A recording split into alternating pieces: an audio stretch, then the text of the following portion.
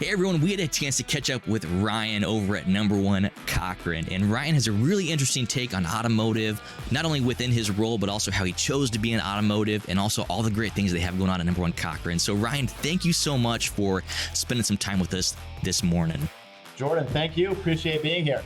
Well, of course, like it's cool when you can connect with someone like you. And I know we've had text messages, calls, video calls, stuff like that. And I can just tell your drive and your desire to be in automotive is really something that aligns well with what we're trying to accomplish at ASOTU. So again, like, thanks for being on here. Thanks for doing what you do in the industry. And thanks for kind of like keeping to push everything forward. So kind of to kick things off, Ryan, let's start with this. How did you choose to be in automotive? Yeah, it's a great question, and one that I've thought about my entire life now at this point, I guess. But honestly, I think the industry chose me.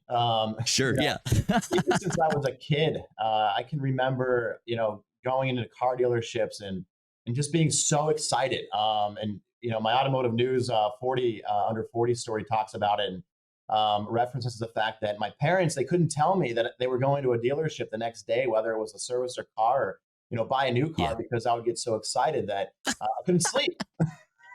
Oh my word. Yeah, it got to a point where they couldn't tell me. So here I am today. But I honestly started my career. I was looking for a summertime job. I was a junior in high school at the time. My dad owns a construction company, and he said to me, he was like, Ryan, before you come work for construction, see what else is out there. See if you might like anything else. Well, lo and behold, I found something else that I really liked. So I started as a lawn attendant in high school.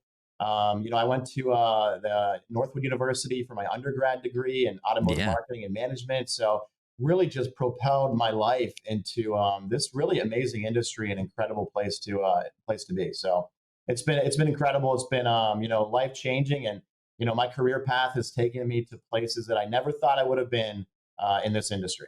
Yeah, that's great. So like, a lot of people know what the 40 under 40 is, but if you would have gone back and looked at when you first got in automotive, would you have thought that one day you would be a 40 under 40 for automotive news? Probably not, and it's been around now for 11 years. 40 under 40 has. So 11 years ago, I would have been just exiting my undergrad degree. So I really never given it any thought. But I guess that's how you get those accolades.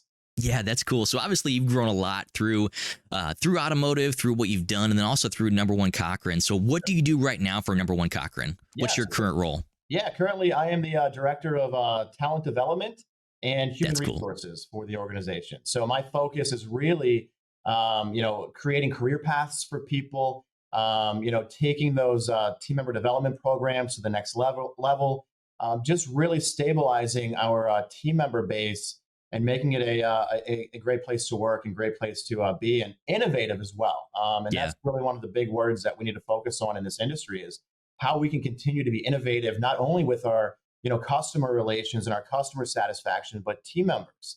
How do we get more team members into this great business? Yeah.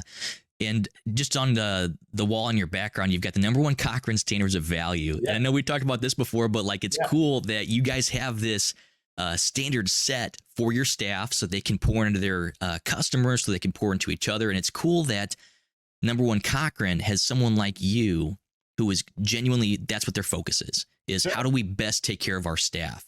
So kind of what you do there at Number One Cochran, how do you guys invest in your staff and, make it so that your staff can pour in and give their best to their customers? What are some current initiatives you have going on? Yeah, definitely. And as far as the 5 standards of values go, as I dive into this topic, it really has become over the year a great place that we can always reflect with team members, and an awesome area to focus on those 5 different areas, because they focus on such areas that impact us as individuals in life as well as team members. So, but anyways, what we do is we really focus on a couple of things. So one of them is team member engagement. So we take a look at 3 different areas that we focus on in team member engagement. We take a look at culture, we take a look at overall engagement, and then we take a look at basics. So what our team members are expecting. So as far as cultures go, we look at the KPIs of appreciation, the inclusion of being a team member here, is it meaningful? Is your work meaningful that you want to continue to come back to work every day? How our values resonate to individuals and the overall execution. So that's one area we look at. We look at engagement. So that takes a look at how loyal are our team members? Are they going out and seeking new roles from other competitors, from other jobs outside of our industry? So we need to know that. How can we be a best place to work? We need to understand that more as well. So we take a look at the engagement areas. Then we look at basics. We look at benefits. We look at expectations. We take a look at formal trainings. We take a look at pay, and then as well as work-life balance. So we measure our team member engagement annually. And out of this, that's so cool. We're able to change our direction as far as what we give our team members. For example, and Jordan, you and I talked about this last week, but 2 years ago, based on team member feedback, we implemented paid parental leave for our team members. Which is so cool. That is so awesome. And that was a big area that team members wanted. So now whether you're giving birth, whether you're the birth father, whether you're adopting, whether you're fostering a child, we're going to help support you do it. And then we also give more flexibility with work-life balance. So working from home more often, how we can do that, how we can change this. And through that, we've adjusted our showroom hours too. And that really has helped us become a top workplace in Pittsburgh. I can say that we're a 12-year winner for top workplaces. But again, we don't do it for that recognition. We do it because we honestly, and it really deep down, want to change the team member base in this industry. Yeah, that's great. And even tying this back to like 40 under 40. So, and you probably know this, but I discovered this a few weeks ago, was that number one Cochran has had a 40 under 40 for automotive news multiple years in a row. Yeah. And I'll probably say it wrong, but I think it's 5 years in a row now. So that's really cool that you guys are like raising the bar for your staff. And it's clear, I'm not saying that you need to measure your like a KPI on how many 40 under 40 nominees you have or honorees you have, but like that is so cool that you guys are able to breed great leadership. Not only in Pittsburgh, Ohio, surrounding areas as you continue to acquire more stores. So that's really cool to see. Yeah. And it's amazing that you guys are able to invest in your staff that way. So man, huge props to you guys for that. That's so cool. Absolutely. And that's a direct reflection of our owner, Rob Cochran, Rob, executive team that really, they empower me. They empower other individuals in our leadership team to really be a game changer in the industry. And that's how you land on those lists. And that's how we're able to do it, is because you're making positive and significant changes. And, I know a lot of the 40 under 40s from other organizations, and I can, assure you they're doing the exact same thing that, we're doing. It's just that focus, that mindset, and that grit of making that change. Yeah. And one of the things you guys that you mentioned was that you had adjusted showroom hours. So what kind of adjustments did you guys make there to better help with that work-life balance? Yeah. So we're, one is we cut the backside off of it. So we used to always be, it was a 9 to 9 showroom. So bell to bell. Bell to bell style. So not only do we adjust the hours to make it more convenient for team members, but we're also taking a look at staffing hours too. Why do we have a showroom full of team members for 12 hours a day anymore when we might know when the heavier traffic times are? Can these team members also adjust and work it all from home? Or, how can we make that happen? For example, at our parts, we've got a massive parts warehouse facility that staffs roughly, I would say 85 people. And we've, through a massive construction phase of that location, we transitioned all of the parts advisors at the location to home. And they've had more productivity that we've seen. We've seen, higher profits out there because of it. So it's been really so cool, just by making that small adjustment and taking a look at what we can do differently to adjust and make people happy, but also bring people into the company too. Yeah, that's great, Ryan.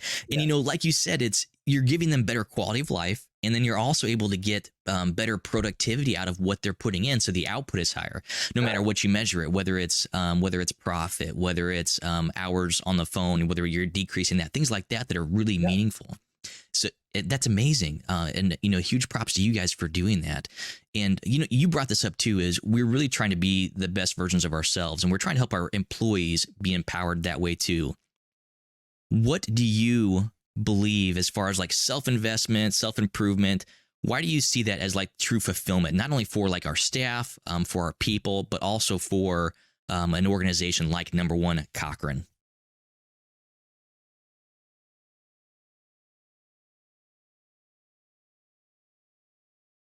Oh boy, you back, huh? I'm back. We must have lost each other. Yeah, nope, that's all right. You can hear me okay? I can hear you. Yep. Okay, cool. Awesome. We'll hop in that last part. Cool. So Ryan, it's really cool that you guys were able to pour into your staff and not only like make better culture changes, but make realistic changes. So just like you said with your parts warehouse, giving them the ability to work from home, they're happier, they're living better lives, they're getting better quality of life, but also you're able to get more productivity out of them, whether it's how you measure it, how you look at it that way. And I think that really ties into trying to live the best life. So I know that you're big on self-improvement. I know that you're big on self-fulfillment. What are some ways that you either look at self-improvement, self-fulfillment, and what are some ways that number one Cochran really helps pour into their people so they can be the best versions of themselves? Yeah. So, as I look at that and I think about that question, I was thinking about this, for the last couple of days, but first we take a look at self-investment. As an individual, we're all individuals. We're all empowered to really dictate our personal development. It's up to us. That's right. It's up to you as an individual to own. You have to choose. Exactly. Yeah. Yeah. So, in my role, I can help you create a plan. I can identify what KPIs you want to focus on, what action steps you need to look at. But if you're not willing to own your own plan, it's going to stifle your own growth if you look at it. So, you can't leave development on the hands of others. So that's one of my first points is you have got to own your own development plan. And you do that by creating time. You invest time in yourself. You invest resources, whether it's monetary or not, but you invest those areas that help you grow as an individual, as well as a person. And secondly, you have to create healthy habits. Your success as an individual will rise. It will also fall based on the habits that you create for yourself. So we are all individual reflections of our own habits and our own beliefs. Yeah. Investing in yourself is going to be the way of the future. It is the way of the future. Yeah. There's a lot of trainings out there. There's a lot of programs out there. And, as far as number one Cochran goes, we work tirelessly to develop our team members, whether that's through some of our apprenticeship programs we've built. We've got an emerging leaders program that we take care of. We use internal and external coaches. We use executive coaches. We do 360 feedbacks, peer-to-peer feedbacks. Wow, that's cool. They're really neat. It really gives you a real live look at, how your peers view your work, how they view you as an individual. And that's how you can make, those positive changes. But until you own your own development and your own self-fulfillment, that's really how you're going to, move forward in life. And it doesn't have to be, it doesn't have to be through colleges. It doesn't have to be through universities. Sure. One thing that I like to do just to help myself improve and develop every year is I go back up to Northwood about 2 to 3 times a year. I'll fly up there and I speak to the classes. That is so cool. I love that.